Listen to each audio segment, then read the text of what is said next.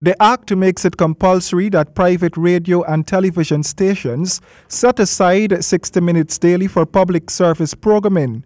Mr. Nagamutu told the National Assembly that the principal act passed by the then People's Progressive Party under the presidency of Mr. Jagdeo was open-ended on the amount of airtime that the Guyana National Broadcasting Authority could ask stations to allocate for public service content. He says the law would now put a cap on airtime.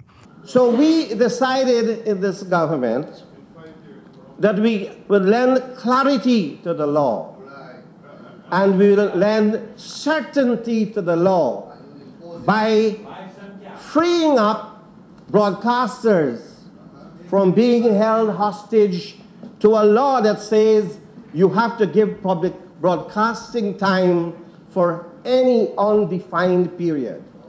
So we now add certainty, and we brought in, by way of this amendment bill, a specific time that should be considered public broadcast time.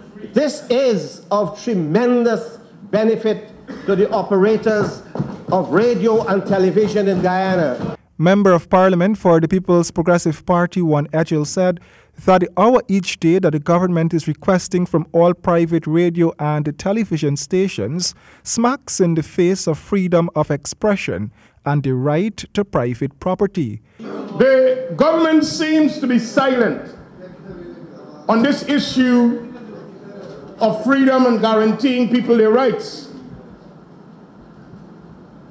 But sir, those of us who are concerned about civil and political rights will see and argue that the government will discredit the arguments of the broadcasters that they may use their services as a platform to do their bidding. A transparent government, or any transparent government, becomes even more accountable to its people. The act also prohibits racial and terrorist incitement by broadcasters. Mr. Nagamutu said the amendments would see private television stations paying an annual license fee of $1.2 million instead of $2.5 million in the primary zone.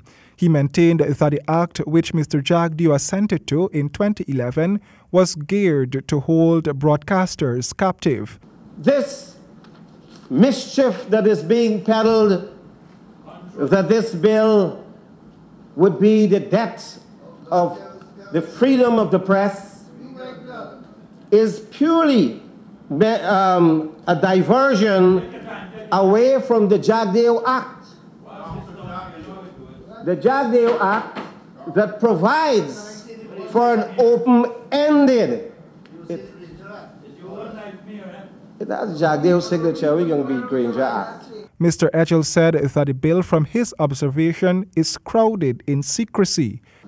There seems to be some sinister motive. There seems to be some gray areas, and there seems to be more than 101 questions that needs to be answered.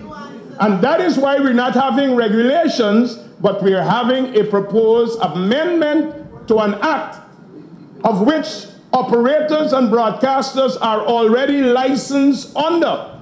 The amendment would now require all television and radio stations to apply for a new license within 30 days. If they do not apply or do not receive license, they would have to shut down or face seizure of their equipment. This has raised serious concerns in the PPP. Jagdeo had already said that he is sure the government would use political criteria to determine who they are going to grant a license.